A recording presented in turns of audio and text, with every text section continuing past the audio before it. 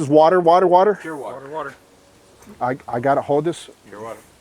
I hope I don't die. Well, No, don't drink it because gas has been in there. it's been too. in there, but You can smell it though. It's okay. You can drink gas too. I'm not drinking it, It's but water. I want this to be real. Okay. No, they didn't give me my medicine. I'm sorry, guys. Well, how much Hey. water is in there now? All right. So we're just under 6 ounces. Okay, but that the orange will show it. We'll have the starboard warning. And if you go over here, you'll notice Wif Pro Water and Fuel Monitor Engine 2. If you hit OK on the Garmin, you'll be able to read that. Do you want me to read it out loud? Start it, guys. All right, guys, we're at the gas station. This is your gas station. It's wreck fuel. We're ready to go. Here's your gas tank of your boat, guys. I know it's not your traditional gas tank, but this is your fuel tank. Here's your Wif Pro system. Here's your Raycor with your sensor, and here's your engine. I know it's a cheap engine, guys. Look, I mean, it's a great engine, but it's paper. There we go. Okay, so let's turn it on.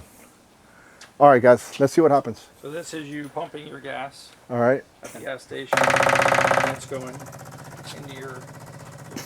it's there, guys. It's going in. That's clean fuel. Oh, that's good fuel. All right, great. Let's start the boat. Let's get going. This is equivalent to, I don't know what. We got to press this button here. Yeah, so we're gonna just start the boat. The boat's running. Ready, go, guys. It's getting from here. All right, we're hauling ass. Through here to get And to it- here. All right, so it's going through here, guys. We're good though because this sensor is it's good. Yeah. All right, so we went to the sandbar. We're good. Clean fuel, clean engine. Engine's running. Everything's good. Everybody's like, what the hell just happened? Everybody's happy. No, listen, guys. Hey, we're gonna do a video here at Wif Pro. You guys are gonna see what water does to your fuel system and why fuel-related issues are the biggest, most common breakdowns you'll see out on the water. Let's go.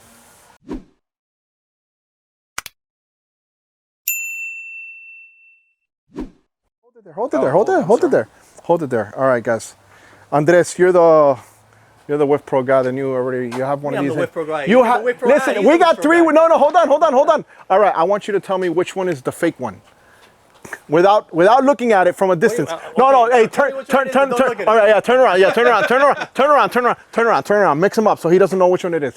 Don't show exactly the number where it says the name. Okay, which one is the true Raycor? Which one is it? The left, because it says Parker Raycor. Okay, but the idea was to come here like this. Try it again. No, you couldn't because look, No, if you hold it like this, you wouldn't be able to tell. Okay. If you do this, So- look, you couldn't tell. So the point that I'm trying to make is that one is an aftermarket knockoff. Correct. That is not a Parker Raycor. That's correct. Okay, and we're going to talk about the fuel system and why some people are having issues with their boats. And you are? Brian with Wif Pro. All right. And obviously you guys know Andres from Perfect Fit Boating. We're all here, guys, and we're going to show you guys. Well, we're learning. Yes, what we're learning, literally, because listen, Pros. so you guys can be over here too, bro. You see that?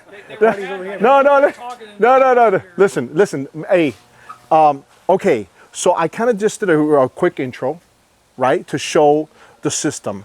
Can you explain the fuel system without Wif Pro? Yeah, of course. What people would have in their boat, generally speaking, so they have a better understanding. Because I want a 5th grader to understand this process. Sure. Okay, so It's really quite simple. There's a lot of things going on in this display, but if we sort of cut this part of it out, because that's strictly where you're getting your fuel from. Okay. And we go from here forward. This is a simulated boat fuel tank.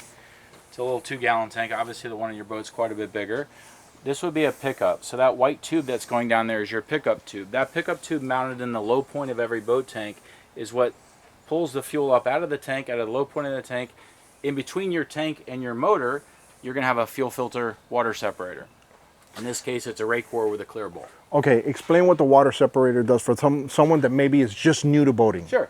I mean, it's very important to have a fuel filter and water separator in between your tank and motor to remove contaminants, in particular water from the fuel. If you get a water infiltration in your fuel, it never does well for the engine. It's one of the leading causes of marine engine damage, is contaminated fuel, including water and fuel. Okay, so right now this is the Wif Pro system.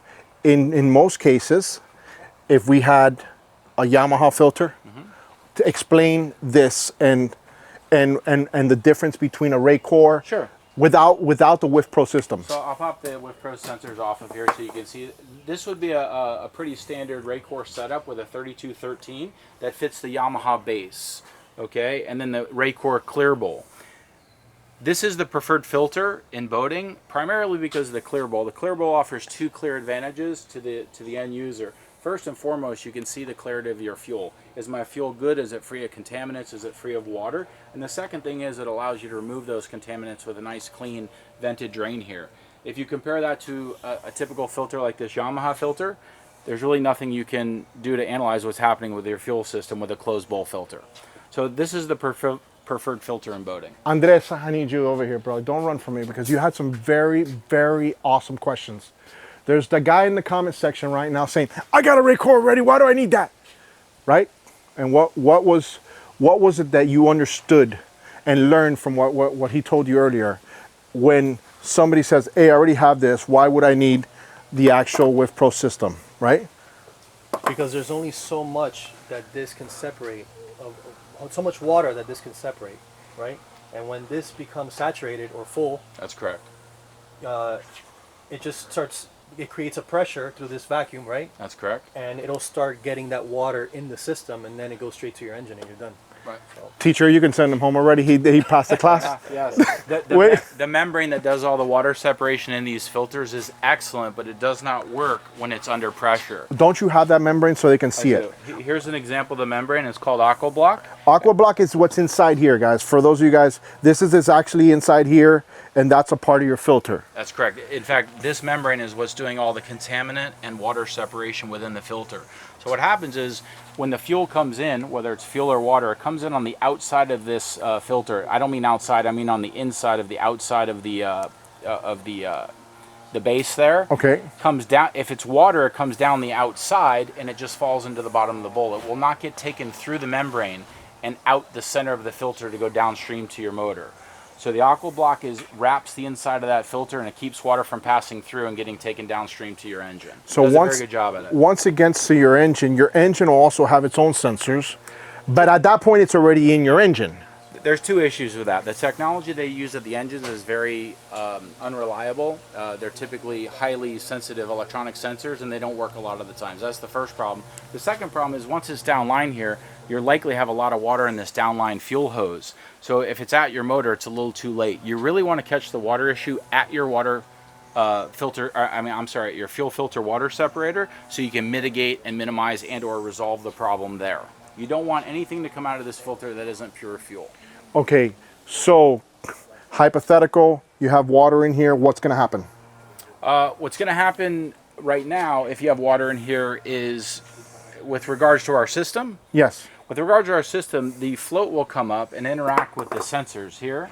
So when the sensors are installed on the outside of the filter, the float will come up into the water and it will interact with the sensors and give you an indication on your control panel and or your GPS via NMEA, and it will tell you have water in that particular fuel bowl. Okay, explain to me the sensor, right? Sure. Because in any boater, they're always thinking about one less thing for it to break, one less problem, right? So how reliable are those sensors? Because if the sensor is not 100% reliable, then the ultimate objective of what this does.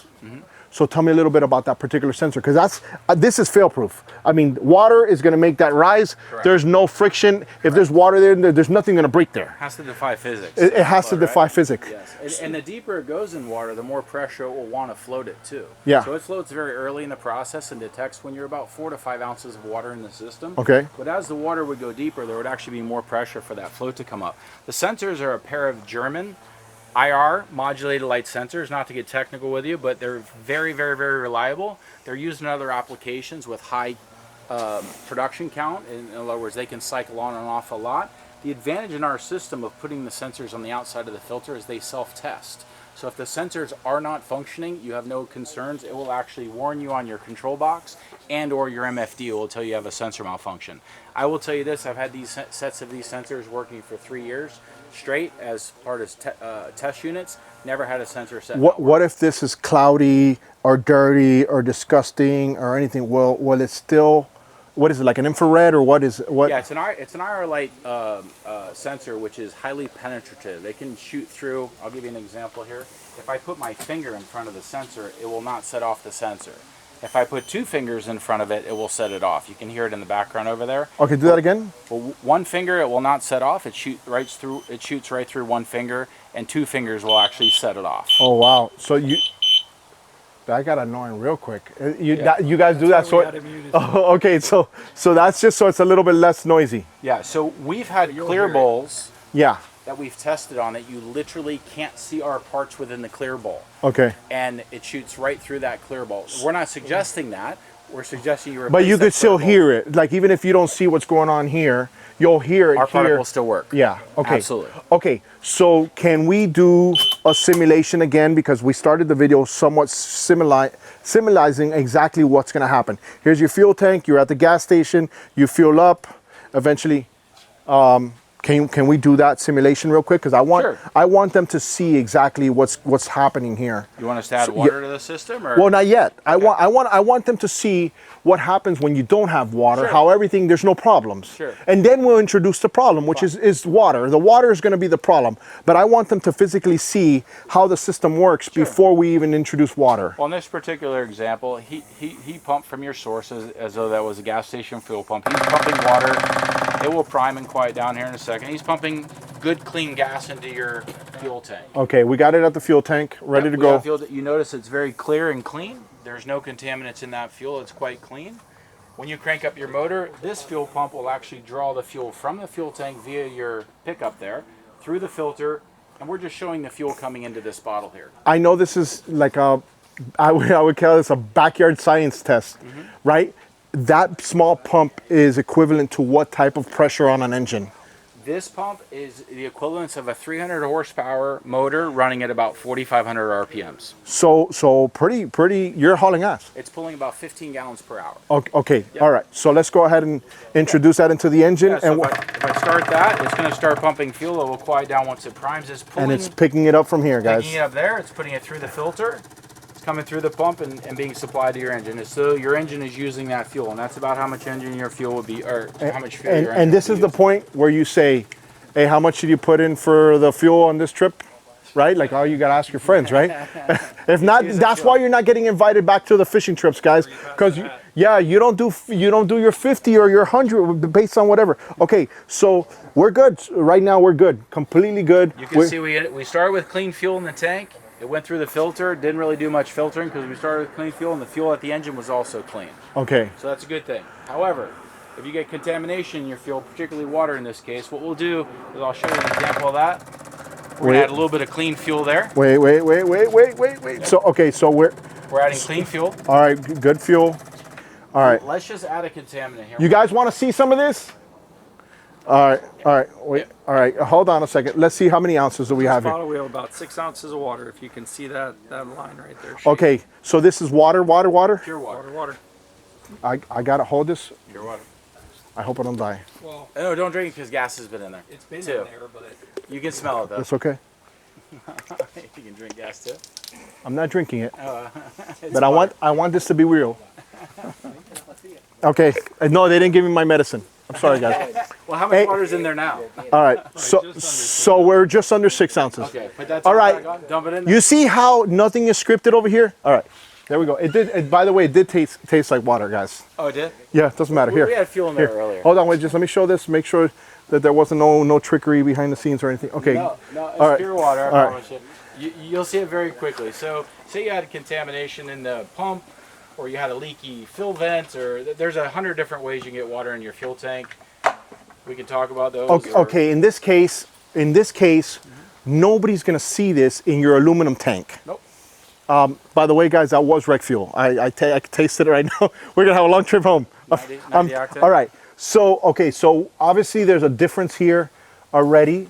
What are we seeing there? What are they seeing? What you can see is the water is a lot heavier than the fuel, right? So all of the water went to the bottom of the tank. If we tip that a little bit, you'll see all the water dead in the bottom of the tank. You can go ahead and prop it up, Todd. Okay. You see all the water moving on the bottom of the fuel? That's what would be happening in your fuel tank. Okay, so it's all there in the bottom, guys. All in the bottom. If you look through the top, that's pure fuel. Okay, so in a lot of cases, you know, sometimes people have fuel issues, right? And they're like, hey, I start hauling gas and I full throttle and I all of a sudden, blah, blah, blah, blah, blah. Yep. And that's what's happening. That's what's happening. What happens is the water is spread out along the bottom right now, right? But when you accelerate the boat and the bow of the boat comes up, all the water moves to the back of the tank near your pickup. So now you're going to pick up water when you stop power. The boat will come down like that, and you'll see the water will push more towards the front of your tank. So you might get fuel there, you might get a little bit of water and fuel, just depends. But that's why you can have an intermittent problem with water. When you take off, the water is going to the back of the tank. Okay, so we have Hialeah water just introduced into the system at the gas station in Hialeah because I love my good folks at Hialeah. So we're gonna, let's just say that we already have some water in the system. Let's introduce a little bit more gas into the system. Sure. And see what happens, right? So at this point, you're still just putting at the gas station, you're not gonna know you have an issue until you start your engine. That's correct. When you start your engine, that's when you're gonna realize, hey, which gas station did I put gas in? Correct. That's bad. Correct.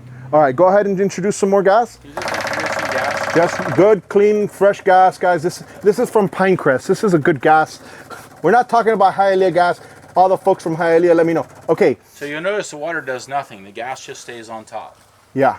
The water is still right there. You can see it about halfway across the tank. All the water is sitting right in the bottom of the tank. And Dude, if you plug the tank, it will slosh around on the bottom. Okay. And that's what's happening in your fuel tank when you have contamination. So, and it starts ruining your tanks too, right? It's not good on the tank. It's not good on anything. Yeah. You don't want water in the system. Okay, and in some cases, I know there's some boats that have salt water that's introduced into the fuel tanks because of issues. Sometimes that happens. The last boat we just consulted on installation was a 385 Pursuit, triple Yamaha 300s. He Okay. had a gallon or two of water introduced through his vent. Okay. There's a check ball valve in the vent that failed, and he introduced a gallon or two of salt water into his fuel tanks. Got to all three engines, and it was a big deal for him. But Pursuit knows about the issue? That's between he and Pursuit. I'm not sure. Okay. All right. Well, that you did the consulting, right? It's and one of many things that can help introduce water into the and system. it's not just Pursuit. It could be multiple manufacturers 100%. that will have different issues. But that's just one of the many that you hear Just from. an example. Yeah, okay. Correct. So okay, I had a we're question. go ahead. Maybe Yeah, go ahead. Let's go. answer. So somebody might say, well, nobody's going to dump 6 ounces of fuel at one time. What about those little drops that start dropping in? They fall just as fast as the 6 ounces. So Correct. And they'll accumulate, and they'll be picked up. When they're in the back of the tank, they'll be picked up, and you'll have a slow accumulating problem. Right. So what will happen, it might take a little longer than a quick... 6 ounces is not a lot of water. Right. When you take these boats that have 100-gallon, up to 800-gallon tanks on some of these outboard boats or bigger, 6 ounces of water is almost nothing as a ratio of gas. And how many ounces do you need before shit hits the fan? Meaning that the filter fails and it goes into your system. Yeah, so one of the important parts about these filters, they do a wonderful job with the aqua block media of separating water and allowing it to drop to the bottom of the filter, which we'll see in a minute here.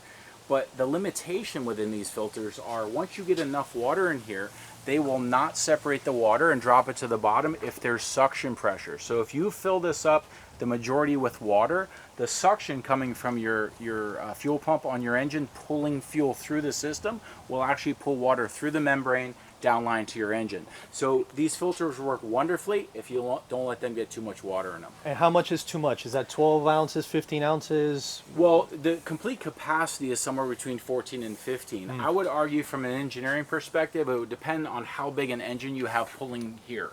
So on a 600 horsepower engine, you might only have to have this half full of water before you start pulling it through. On other engines with lighter pull, it might have to be closer to full. Yeah, so these big engines, they'll have big fuel tanks. That's Correct. more water accumulation. Correct. And it could happen even quicker. Can happen very quickly. If you're running a motor and you're pulling about a 300 horsepower motor running hard is pulling about an ounce a second of fluid, preferably gas, right? They run better. But if it decides to grab water, in this example there's a lot of water there's a fair amount of water in the bottom there, it would only take about 10 to 15 seconds for that to overwhelm and go downstream to your motor. All right, I'm ready for the introduction to the water that I drank. Sure. Yeah. Hey guys, that's not Zephyr Hills, I'll tell you that much. Wait for it. All right. So what we'll do here now is we'll turn on the engine, so Okay. to speak. We'll turn on this fuel pump. It will pull the fuel and the water up through the pickup. And you'll want to watch the filter here because you'll see the free water is floating very quickly down to the bottom because of its weight. You'll see that happen. You'll obviously see our system in the background there. The float will come up and you'll trigger an alarm. But regardless of that, we're going to go until we empty the water from the fuel tank. What we want to do ultimately, we know we put about 6 ounces of water, less what you drank in there. We want to remeasure that water in this emptying bottle and see if it pulls all the water out, just to show you how effective the filter is. Now this filter, how does it filter? Does it filter from, so the fuel comes in from the top and it filters around and down? That's what happens is all the fuel in these filters, I can show you on this one, a real one actually. So all the fuel comes in these outside holes and goes on the outside of the filter. The outtake comes up the middle. In other words, the fuel that gets taken to the motor comes out of the middle, so all the water from the outside doesn't go through the membrane going in, it just falls to the bottom of the bowl. So all the fuel at first comes on the outside of the membrane that's on the Falls inside of the down filter. here and then gets sucked back up through the center? Well, what will happen is the fuel will naturally just go through the membrane, so the center will be full of fuel. The water will stay on the outside. And we'll show the not membrane what the membrane does with water and we with can do gas. that. Yeah, because that'll give them a visual representation of what you're saying. Absolutely. Okay, yeah, because that you're gonna have to see it to understand it. We're going to pump till we have all the water out of it. One more time, can we slosh that before we go? I want them to see that water moving. Yep. You can see the water in the bottom of the tank there. Yeah. You see the water, guys? That is... And we're dealing with very small quantities here, guys. This is a half a gallon of fuel. Okay. All right. And the reason I'm low right here and I'm sitting down on the floor is because I don't want any excuses, right? I don't want somebody to say, hey, that's not the same thing. I want them to see it from here, to see how fast it's introduced into the system and how efficient that actual alarm is. That, can you take that plug off of the alarm? Because I want it to be We loud. can unmute it for Yeah, unmute it. All right. Now, Mute it right now after let's it start starts. those engines, guys. Okay, so we're going to turn this on. If it makes a noise, it's just priming a little bit. Yeah. But we're going to want to do it to where all of this water is completely out of the tank, so we pull the full 5 or 6 ounces out of there. All right. Let's So go in it's there. priming. You can already see water coming in the filter. You see the free water coming into the filter, that's water. You see our float moving immediately. You see the orange indicator, you see the alarm. We're going to pump all of that. If you guys can get a close up there, I think all the water is out. Am I wrong? Yep. Yes. All the water is out, so we're going to stop that. We've taken all the water out of the fuel tank. It's now in the fuel filter. It's done its job, hopefully. If you notice here, this is a quick check. Did the fuel filter do good? This is perfectly clear fuel. There's no water in that. So that fuel filter water separator did a good job. Okay. And this is your warning system, right? That's correct. And now, where is this system going to be mounted? And we'll talk about that in the future.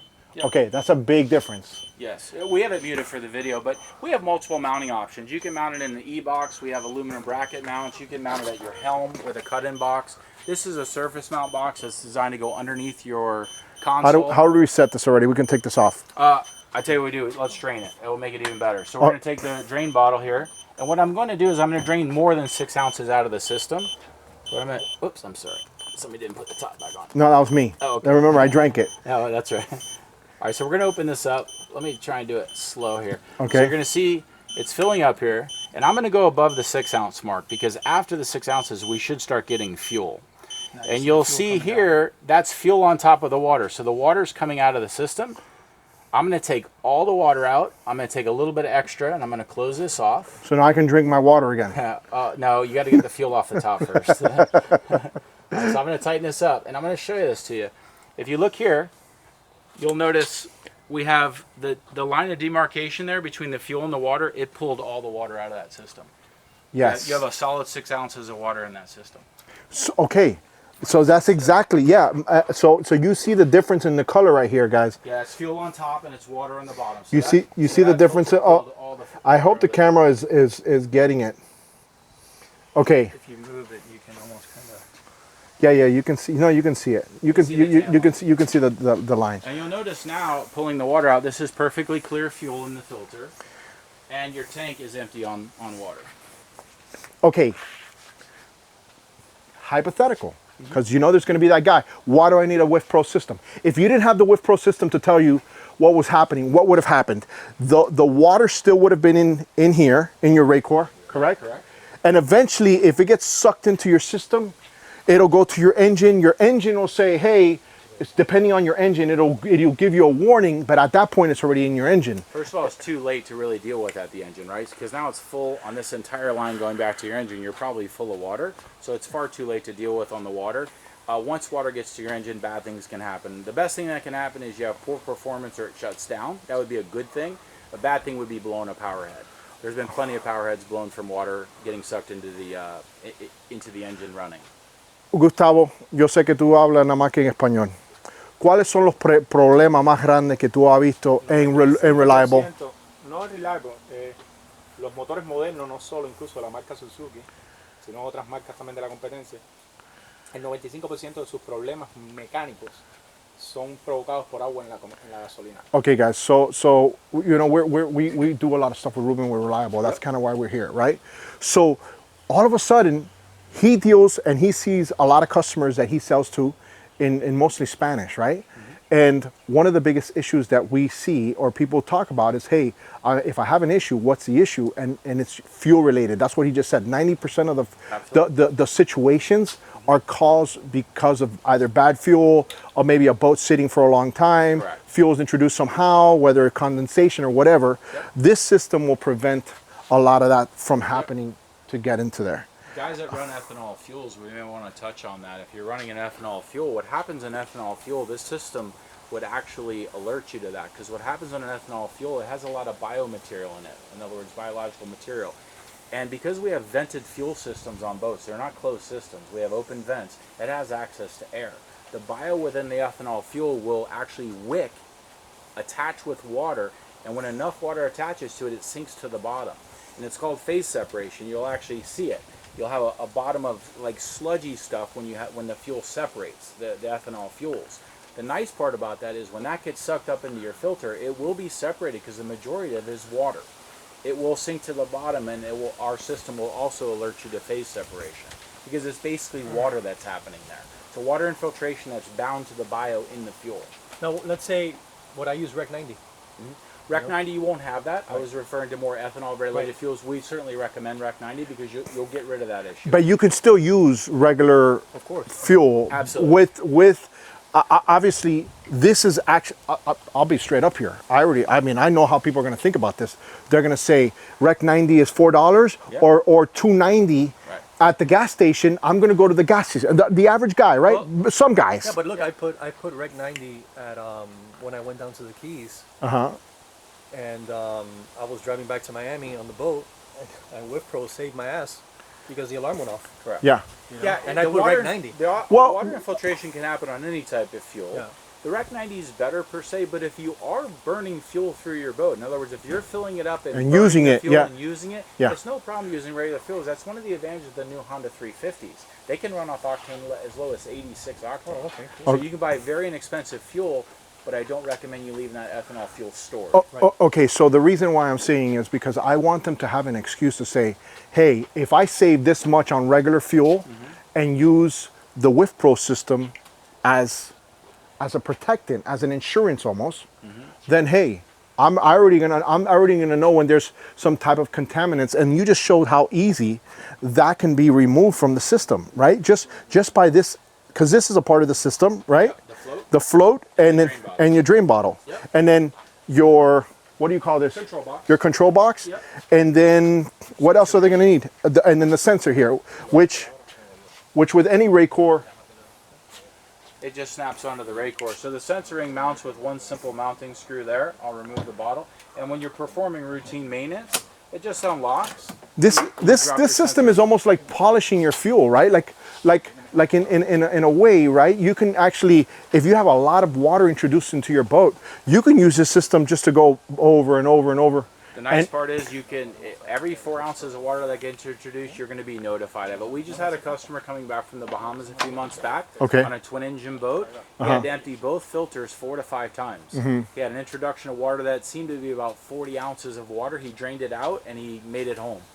So you're gonna need one of these systems, one of the actual Wif Pros per engine, Per filter. per filter, per filter. Because you want one filter per engine. Okay, so if you have 6 engines, guys, you're gonna need 6 filters. Correct. Now, do they all work?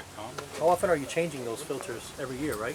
I would say annual if you're using your boat, absolutely. And in a case like that where you go to the Bahamas and you have to keep switching out or dumping out Draining? the water, should you change that filter, or is it good? I would say after you get back. when you get back. In other words, if you had a bunch of water infiltration in the Bahamas and you're draining it 2-3 times a day and continuing your trip, I would recommend when you get back from the trip to change it, because that media will hold up. Grabbing water, I mean, we do it in our display consoles. It grabs water a lot and separates it, and then but over time, if a lot of water is introduced, I'm sure Raycor would recommend you change this. Okay, do you need 6 control boxes as well, or just one? No, one control box controls up to 4 channels. Okay, so up to 4 engines. Yeah, correct. Okay, so if you had 6 engines, you're gonna have another one for the other 2. You probably have 2 boxes in that case. Okay. You'd have most likely you'd have 2 boxes. Oh, Correct. dude, I think this is a no-brainer for anybody that's gonna be boating it.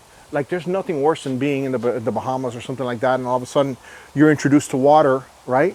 Or even if a lot of people fuel up over here and they go with as much gas, so they don't have to worry about fueling up anywhere else because they don't know where they're gonna get the fuel, because they want to get back. In all honesty, that boat right there is what started. I got a bad fill in that boat in Stock Island in the Keys, and that's what started this entire product build. I got a bad fill in that boat, shut the boat down, got to the engines, the expense, the time the boat was down, it's a miserable issue to deal with. The key that we identified early on is if you catch the problem at the filter in a reliable way, this is where you can solve or mitigate the problem best. Once it goes downline from the filter, all bets are off. You're done. All right, gentlemen. I think this process for me is, you guys, Andres, that's a pretty good explanation, right? I mean, I have one on my boat. I have one of these on my boat, and it's The one- saved me already twice. The one that you just built, or do they the know Grady, about that on the one? Grady. On the Grady. No, not that Okay. one. All right. Not that one. All right, guys, stay tuned for that. Okay. Well, listen, we're gonna go inside there. I want them to see the actual inside, the intricacies of how it's built, right? The process, and then give some information on how they can get them if they want something. Yeah, well, we can OEM, I can see a lot of OEMs using this. It's a very makes sense product for an OEM for engine protection, right? I mean, the bottom line is the interest. These new outboard engines are highly reliable, but they're not cheap, right? No, they're not. With Well, higher- and reliable, they're offering Wif Pro now too. So with your repower, you might as well. Eso es verdad, tiene reliable tiene. Hay como Yeah. So if 20 you, unidades ahora mismo. yeah, so if 20, you- so 20 units they have already putting it on there. That's crazy.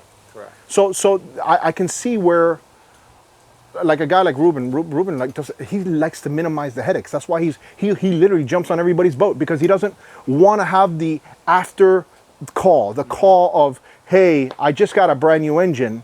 Nothing is It's not worse. running right. That's not running right, right? And a And lot it of could be the times- fuel. Well, what happened a lot with Ruben, and he explained it to us, is you have to remember when somebody's repowering a boat, a lot of times they'll lose a power head, right, or blow up a motor, or whatever happens when they decide to repower. And what happens? They may not do it right away.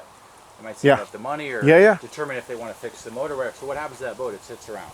Around for 6 months, a year, whatever, and then they go repower. And what Ruben was seeing is after the repower, they're bringing these brand new engines back going. They're not running. And it's gas issues, it's fuel-related issues. They got water in the tank. Whatever happened, he said he wanted to minimize those issues. So he's just saying, hey, listen, add the Wif Pro system. Correct. Hit him up, and then it's easy to tell a customer, look, I want you to see that it's your fault, right? Well, it's a lot easier. It's a lot easier because, hey, listen, start up your boat. We're gonna clear it right now. Let's clear it. You clear it. You start up your boat, and all of a sudden there's water in there. Now you can prove that there's water in the tank. One of the important things that Ruben mentioned is when you do have water infiltration into an engine and it causes damage, it's not covered by warranty. The sensors that these manufacturers put at the engines to try and detect water, which aren't reliable, but they do detect them and throw a code. The reason for that sensor isn't to protect you. The water's at the engine, you have a problem. It's to protect them under a warranty situation. If that code's thrown and they know water went there and the power head's broken, they're not replacing that power head. So it's more of a protection for the manufacturers than it is the captain. and that's every manufacturer. Correct. Yeah. And you know, it's a long-term. The key components to the system. There's no wear parts in the system. It's highly reliable. I expect it to provide many years of reliable service. And you can now get them at Reliable Marines. That's crazy. Okay, let's go inside. Let's talk about the build process, some of the options as far as where this is the under dash, or what's That's made to mount surface anywhere underneath. and underneath, and then you also have a mounted one that could be on your console if you wanted it On there. the console or on a bulkhead underneath the boat. In other words, you can mount it underneath the console. If there's a bulkhead there, you could cut it into the bulkhead. Okay. That's also a very good mounting option. We Cool. have e-box mounts. NMEA. And they're all connectivity to NMEA. So you'll get the alerts. Our system is designed where this control box is your primary alert in the sense that we know that's going to work.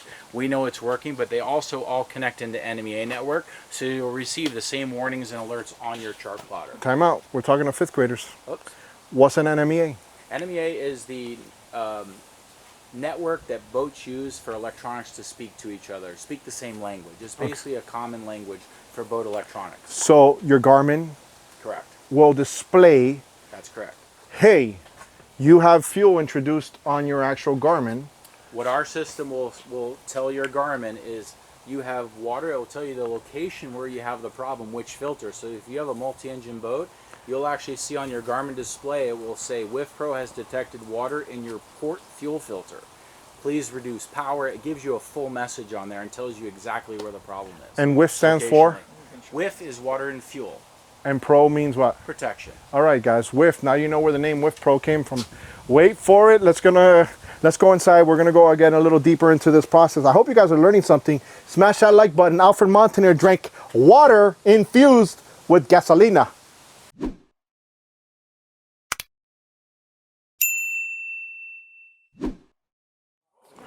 Welcome to Wif Pro. Water in fuel.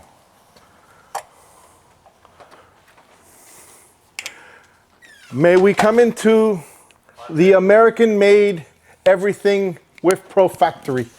Folks, we got Built individually and tested. built individually and tested. Okay, All the components, yeah? so woof. All right, so I think the explanation got a lot of people's wheels spinning, right? Because now, see, there's one thing about telling somebody you need something and they don't understand why you need it.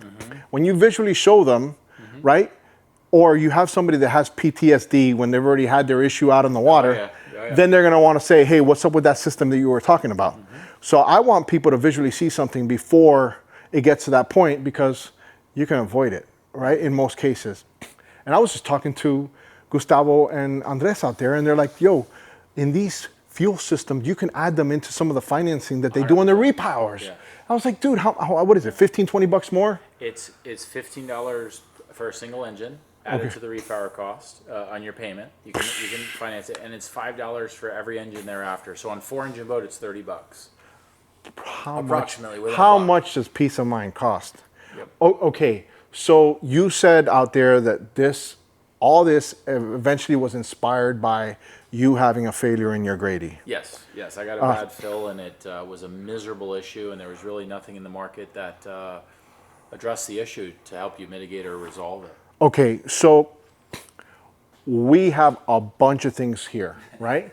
Can you show me some of the operations of how and what you guys do? The idea of this small shop here is what we do in this shop is it's where everything starts. So every component that we use in the system, Okay. whether it be an electronic component, it's built here and then it's tested for size and length. I'll give you an example. We'll start with this machine here.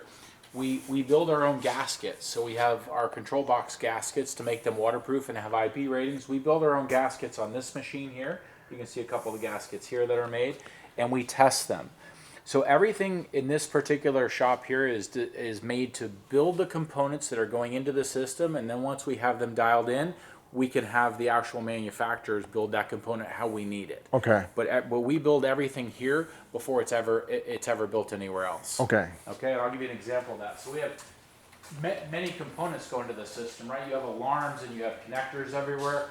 And these are examples of different things that we build and spec. So we'll take a power connector and we need it an exact length.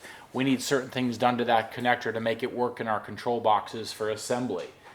Down here are some other, basic assembly type instructions when we're building a box. Important notes for anybody who's assembling the box for testing.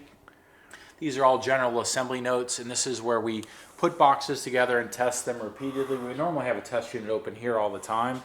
But all this machinery, for example, we process our own wire. We do our own wire processing. We print all our own heat shrinks. We cut on the CNC machine all of our panel faces to test them. We're doing testing on the new NMEA light that we just added to our control boxes that tell you the status of the NMEA, and those are some of the components that were built for that. We actually manage our own and test our own. We have a small station over there where we test all of our own softwares. So when we make a software change to the product, we immediately get the software.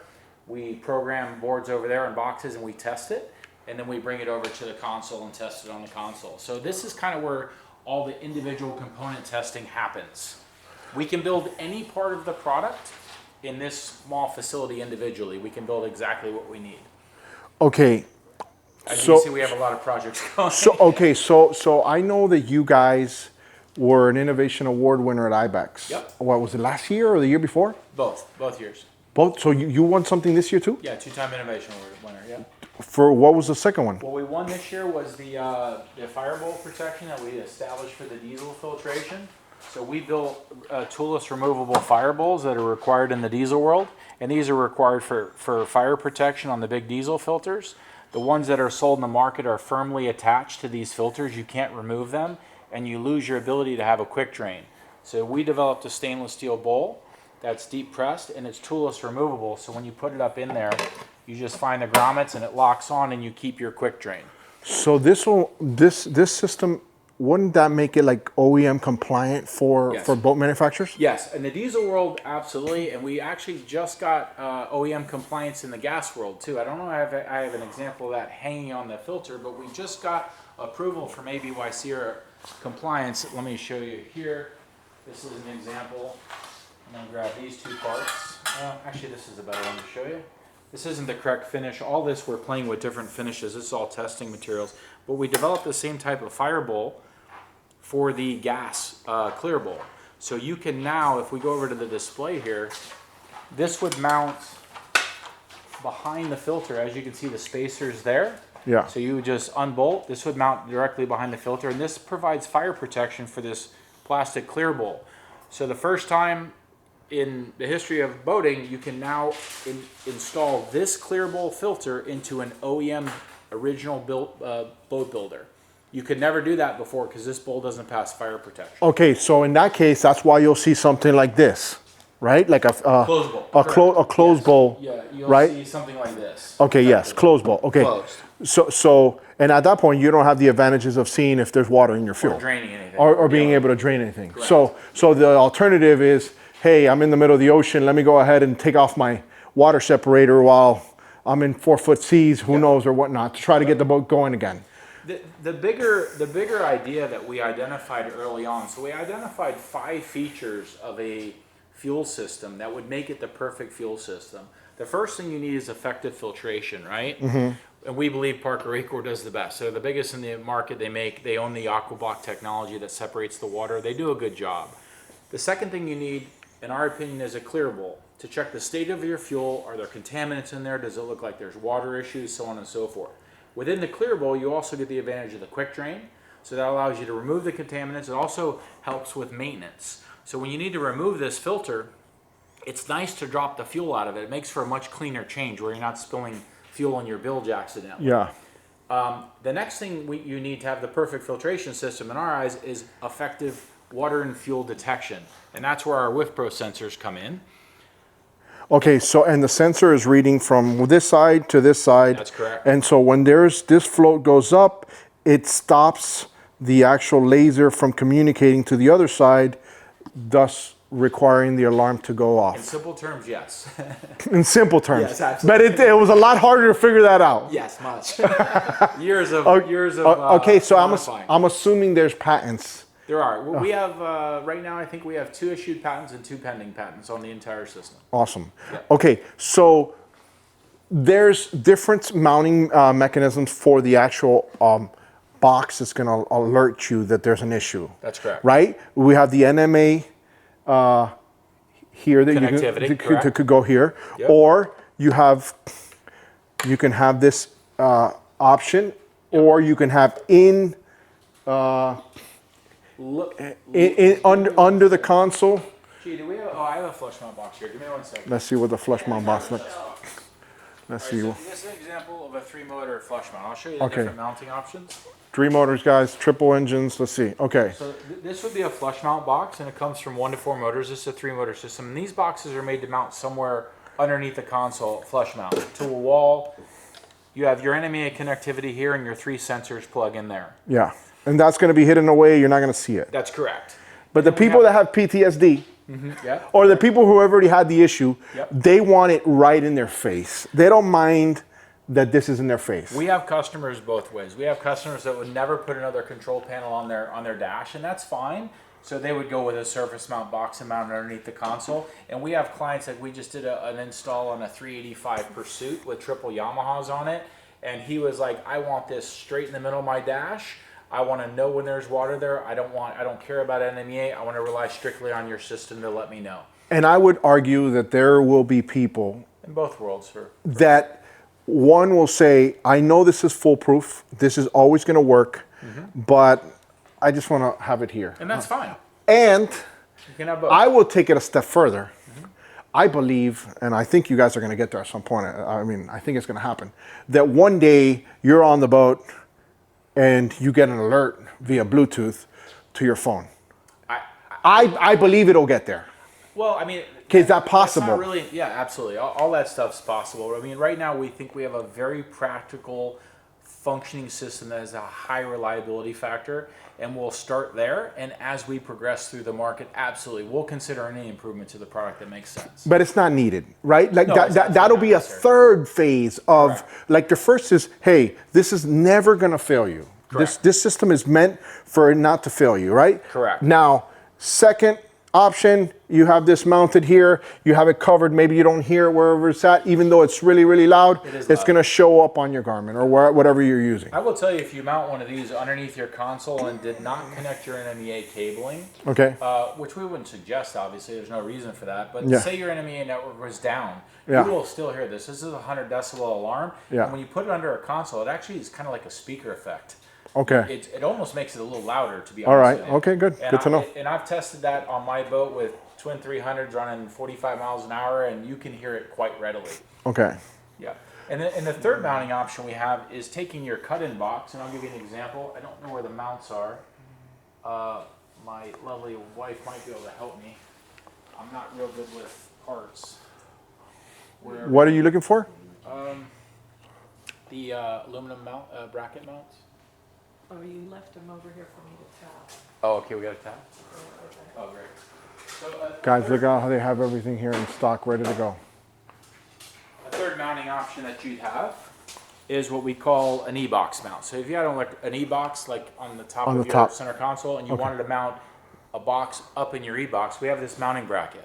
And it's universal, so it can mount that way, to the side, down, or that way. Yeah, and you can close off. It's not on your actual console. Correct. It's in your box up top. This box mounts directly into there with these 4 screws. Cool. You mount this. I like that. And you also have the And UV cover. and you can put it up to. I like this. You see, can put it it's- anywhere you want. Yeah, you can hide it from there. Correct. It's close enough that I don't have to go into the bottom Correct. to stop an alarm or something like that. Correct. I open up the top, boom, Yep. and then I like We that. call That's this our e-box mount. It's anodized aluminum. I like that. So it lasts a long time, and it's an option for the cut-in box. See, that would be. See, I wouldn't want to have this personally on my console, but this won't be a problem, right, for go me. right up top. And yeah, and it's not going to be visible. Correct. Right, but and the function is there because I'm actually at the helm, and all I have to do is just open my B-box, boom. I encourage everyone, not the most difficult, the most important thing deciding what system you want is really the control box mount. And I tell everyone, make it as accessible as possible. In case your NMEA network is down and not functioning,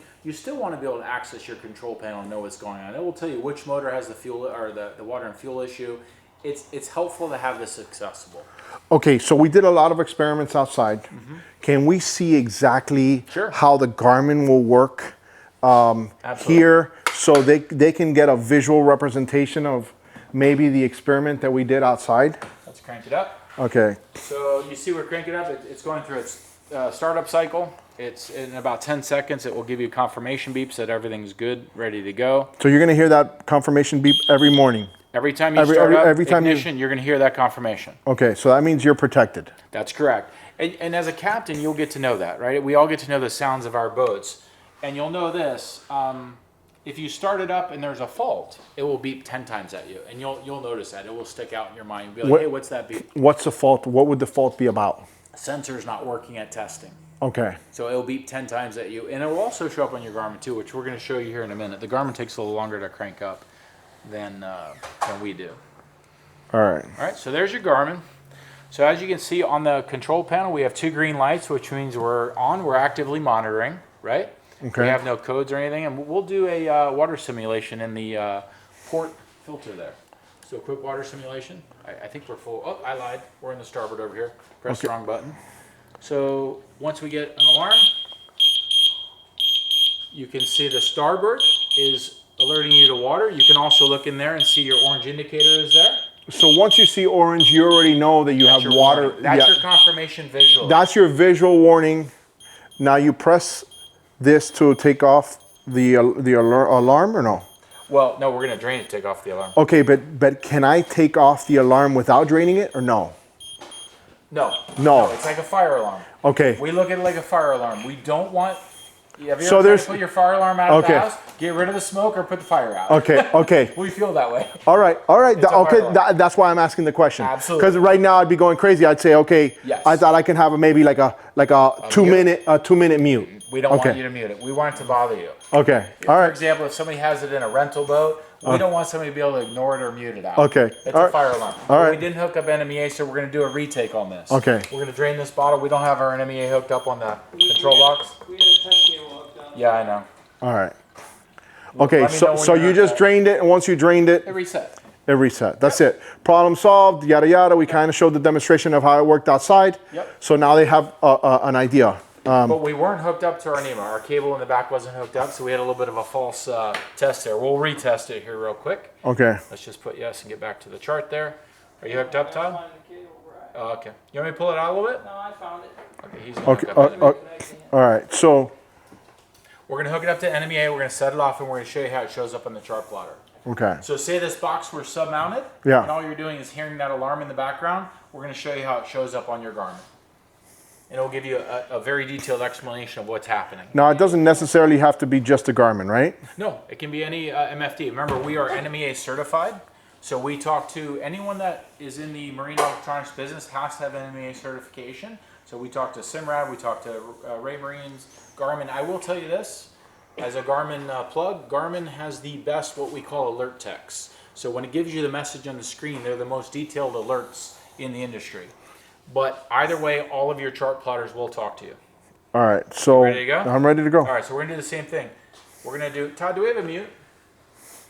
One of those old red ones is best. Let me mute this alarm so it doesn't kill us here. We're just gonna mute this alarm, put a little plug right in the middle of it so we can't hear it so much. We're gonna do the same thing on the starboard side. So you'll notice as soon as we get 4 to 5 ounces of water in here, we'll immediately get, the orange will show it, we'll have the starboard warning. And if you go over here, you'll notice Wif Pro Water and Fuel Monitor Engine 2. If you hit OK on the Garmin, you'll be able to read that. Do you want me to read it out loud? Go ahead. Read it. Wif Pro Water and Fuel Monitor sensor detected water in the starboard fuel filter.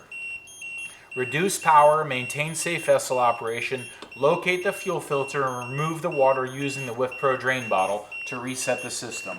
So we'll do that very quickly. Are we gonna die? Maybe. So we'll drain it here, and once you see the water come back down, reset the float, which we saw outside. It resets here, so your control panel stays quiet, and you do need to manually reset your chart plotter. So if you hit OK there, everything goes away. Boom. It tells you location and exactly what's happening. Why won't people all want this? It's just a learning curve, right? The way I describe a water and fuel system, I mean, I'll quote Ed Sherman, who was an editor at Boat US for many, many years, I think decades. And he said, if you boat long enough, you'll have to deal with the problem, water and fuel, and it's miserable. I kind of look at it like having a spare tire on your car. You don't have flats every day on your car, but when you have it, Yeah. you're very, very, very happy that you had the spare tire and it was properly inflated under the car. I look at it as a peace of mind issue. If you boat enough, you'll experience the problem. So when you had your first initial water in your fuel and your Grady that triggered Wif Pro. Yes. That created this idea. Yes. Tell me all the problems you had. Like, I want to bring you back to that moment. Yeah, it was miserable, honestly. So we spend every summer, we spend 1 to 2 months in the Keys. And early in the trip, I filled up in Stock Island on the boat. And Stock Island is right next to Key West, for those that don't know. correct. It's mile marker 5-ish. And I won't mention any marinas or whatever. There's no point in that. But got a bad fill. And thank God I was idling. I wasn't running hard. And I got a bad fill of water and took it into my engine. Okay, it only got to one engine of mine because I was idling, and it went to the engine that has a shorter fuel line. Shut the engine down. I didn't really think much of it. I thought, all right, let's figure out what we got. But once I figured out it was water, I really had no way to deal with it. I had no easy way to drain these filters with a nice clean bottle. These filters are never located in convenient locations. They're always in a bilge somewhere, Yeah. reach. And we've made everything. It's an important note. Everything on this filter, we try and make it to where it's one-handed. So if you're reaching into a bilge, you can reach in there with one hand and drain it. If you need to remove the sensor ring or install it, you can reach in there with just one hand, snap it on there and lock it. We want everything to be one-hand installation and removal for that exact reason. And you have your hand in your pocket. I think you're doing that on purpose. So the bottom line is, I had no way to deal with it. Yeah. And I thought to myself, I said, the bottom line is with water and fuel, if you can detect it here reliably, it enables you to deal with the problem and mitigate and or resolve the issue. Once you let it go past, they go on a Yamaha motor, it gets into what's called the VSTs, and the entire side of the engine has to come off to clean it out. So it's not something that's ever going to happen on the water. The engine won't run. So your vacation was kind of... The boat was unusable for the entire vacation. It ruined the vacation from a boating perspective. Okay, so let's get back to how some of these people can ruin. Do you have a suggestion that you wanted to say? Okay, because now, you see, I got to justify price on why somebody's going to spend X amount on this system, right? Because this is the detection system that's going to give you that flexibility and freedom to know, Right. hey, I want to avoid an issue before it becomes an issue, Right. Because nobody wants to be out on the water and all of a sudden you have your friends or guests or whoever's in the boat and now you have an issue and you look like the guy that don't know what he's doing. Yeah, Or a girl, whoever it may be. I mean, part of the issue is water and fuel ruining your day, getting to your engine, shutting you down. But the other part is it can cause major damage.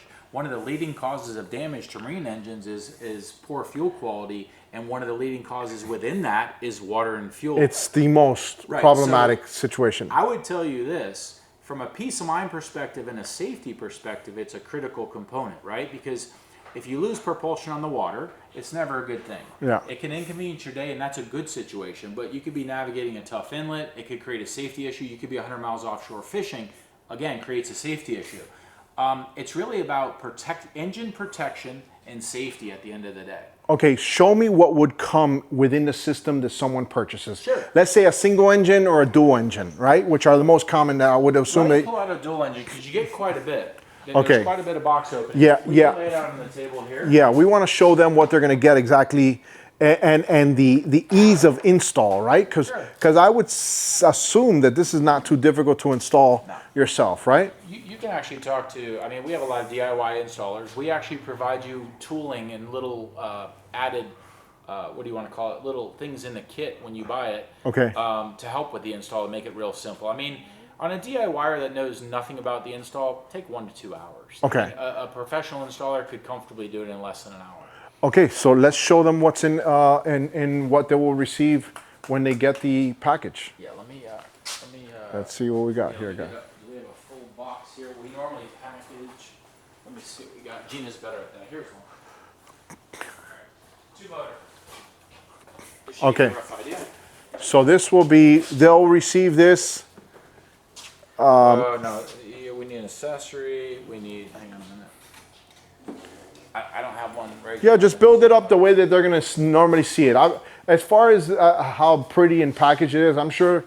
Well, this is a wholesale system, so we have wholesale boxes that are ready to go to like Rubens, and we don't put them all in boxes. Ruben, you're saying Reliable Marine, which is a Correct. sponsor. So Reliable is offering this with their financing. That's correct. So It's it's- to be financed. And he's got like 30 units or 20 units or something like that, all ready to go. Yep. And I'm sure he's going to probably clear out, because, I mean, I don't know if you've heard, but Ruben sells a lot of Suzukis. Oh, fair amount of Suzuki, yes, yes. Is in the country. yeah? He's quickly becoming one of your biggest customers, right? Yes. Okay. And we really want to see him have good success with it. Yeah, absolutely. So this is what would come with the system. So you would get your control box, whether you had the cut-in box or a surface mount box, and this is a 3-engine. We're in a 2-engine system here. But it'll be the box, okay? It'll be the control box. You'll have your power cable that is associated with the control box, and you'll notice on our power cable, we attach a spare fuse there, and we label what's power and ground. All we right. also give you some added connectors, heat shrink connectors. So depending on how you're connecting to power, Okay. to power your system, you'll have 2 sets of sensor rings. Notice all of our stuff is color coded. We use red for port, and they're all labeled, so everything matches up to color. Okay. If you notice on our control boxes, your port cable would connect into your port. Red there. with red, green with green. Yep. And in this case, the center motor would be white. So everything is color coded and marked. These are your filter parts that would drop into your filter. And that will work with your standard Raycor filter, right? Raycor filter with an RK30475 clear bowl, the only clear bowl that Raycor offers. Okay. Absolutely. All right. And then with your sensor ring, you have a pulling cable which connects your sensor ring to your control box. And on that cable, we even include things like pullers here. And I think people have, so we put this puller on the end so you can't mess up the cable. But once you pull it, you take that puller off and you make the connections on each end.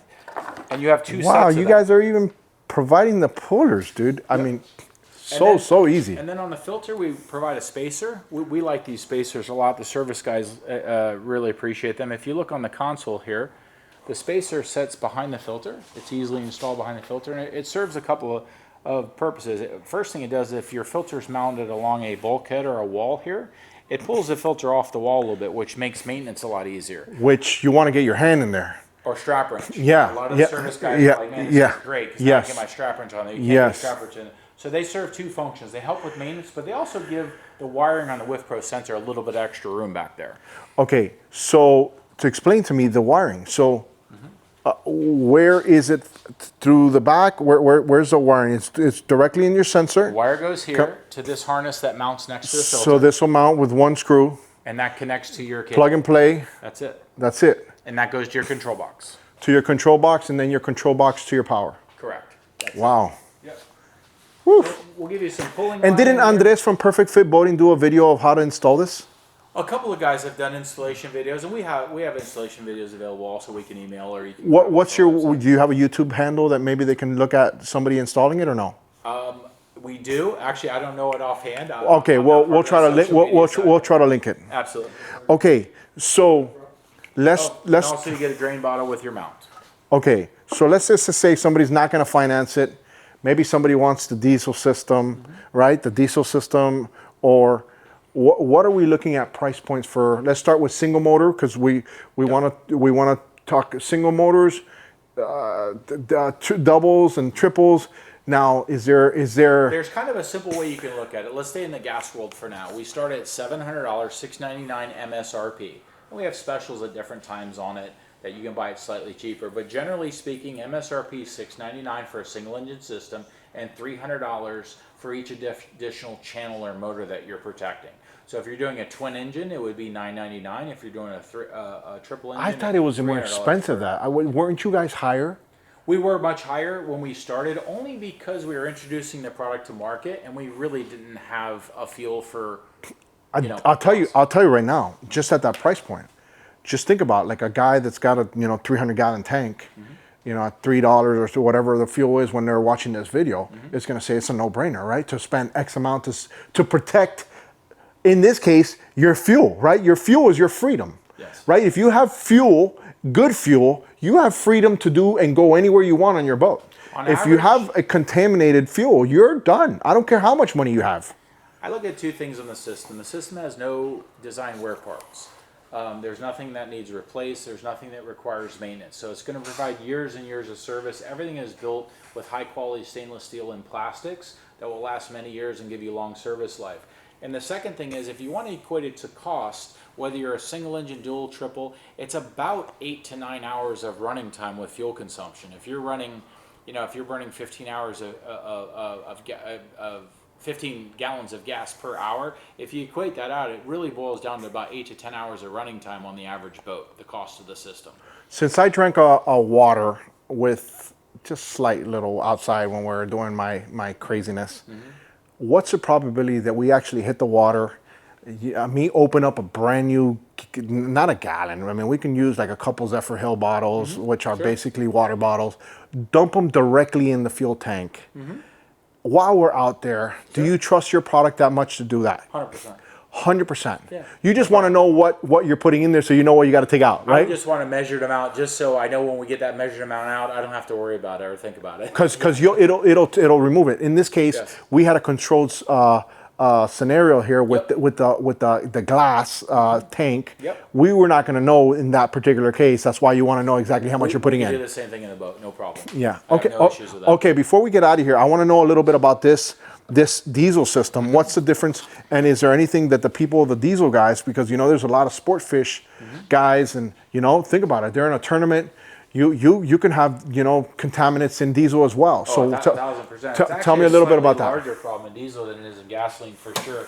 So in the diesel world, it's the same concept. Our filter parts mount inside the diesel filters. They're designed for the Raycor turbine series, the 500, 900, 1000 turbine series filters. And the difference is, so you have your filter parts that mount on the inside. So they function in a very similar way. The primary difference is how the sensors lock on. So these sensor cages camber lock on. So they mount the same exact way. You replace the standard bolts that hold your filter together with these custom fasteners. And those custom fasteners are what enable you to lock on the sensor ring. We call it the sensor cage in the diesel world. And all you do with this particular sensor cage is it goes straight up and the camera snaps on. Same sensors are in here, interacting with the float there, speaking to the same control boxes. Identical concept, just adapted to the diesel filtration world. What's the price point on the diesel side? All the diesels, what we just mentioned MSRP wise, increase $100. So if it was $6.99 in the gas world, it's $7.99 starting in the Really? diesel world. Correct. So guys, the diesel guys usually get shafted. You're not getting shafted at this point. There's just more parts. Because you're talking about a much bigger investment when it comes to these big diesel engines. Correct. It's getting less because some of these outboards cost a lot of money, but yes, it's a much bigger investment. Yes. Generally speaking. Yes. Okay. All right. Last thing. Where can they go online? Can we give my audience like some type of affiliate code or anything that gives them an idea of like, hey, we're going to let, this coupon code happen for a certain time if you guys go to the website? Sure, I have no problem on a direct sale. They can go to wifpro.com or just call us. Our phone number is 1-888-OHNO-H2O, which is spelled OHNO-H2O. The number is 646-6426. If you call us, I would say... Do you approve? Approved. Andres from Perfect Fit Boating. Okay, I continue. would say to get everybody jump started for the summer season of boating, I would say if you call directly, we have no problem doing a code and giving 10 to 20% off depending on the system. What's the email, the website again? Wifpro.com, WIFPRO.com. Guys, Alfred Montaner. I think I just saved a lot of people a big headache. And more important, like money is one thing, right? But I think I'd rather prevent a mission and a bad moment as opposed to money, right?